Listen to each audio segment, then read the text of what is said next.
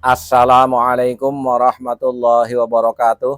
Saudara-saudaraku sebangsa dan setanah air, banyak teman-teman yang bertanya kenapa kok Gus Fuad Pleret mendukung Ganjar.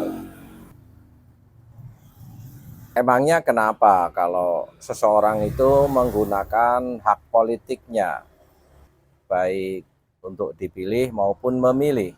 Bukankah ini juga menjadi sama saling menguntungkan, setidaknya di tingkat popularitas? Pak Ganjar terbantu dengan popularitas bergabungnya Gus Fuad, dan Gus Fuad juga terbantu dengan posisi Pak Ganjar yang pada hari ini masuk kontestasi perpolitikan nasional. Disitulah visi misi Gus Fuad Pleret terkait carut maurutnya kehidupan sosial keagamaan di Indonesia dengan keberadaan Pak Alawi juga semakin tersosialisasikan. Toh semua orang juga harus tahu bahwa para Habib itu bukan keturunan Nabi Muhammad SAW. Yang lebih penting lagi buat Gus Fuad Pleret, setelah mendukung Ganjar, titik konsentrasinya kalau mau membantu suara ya di tingkat kabupaten saja. Terstruktur dan sistematis, lebih bisa dilihat grafiknya. Silakan petakan orang-orang non-partisan, lalu dihimpun secara struktural dan sistematis. Bahwa Pak Ganjar itu nanti jadi atau tidak jadi presiden masih banyak faktor lain yang ikut mempengaruhinya.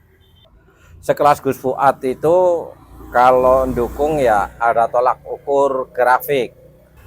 Dan pasca Pilpres siapapun yang akan jadi, Gus Fuad bisa memanfaatkan struktur yang ada itu untuk mencalonkan dirinya sebagai bupati. Lah kok bisa begitu? Lah memangnya kenapa? Seorang Gus Fuad yang sudah menempuh jalan hidupnya sebagai seorang kiai, setidaknya dia merasa menapaki pada jalan yang benar dan menjadi orang baik. Kekhidmatan secara keilmuan kepesantrenan sudah dijalaninya, sekarang tinggal riayatul ummah. Dan salah satu riayatul ummah adalah nyalon bupati. Kalau gubernur kan nggak mungkin. Di Jogja kan ex officio Raja Mataram itu menjadi gubernur. Jadi bupati lah. Nanti juga biar tidak gremeng kalau ternyata bupati yang jadi itu hanya berbasis uang, hanya berbasis framing-framing politik.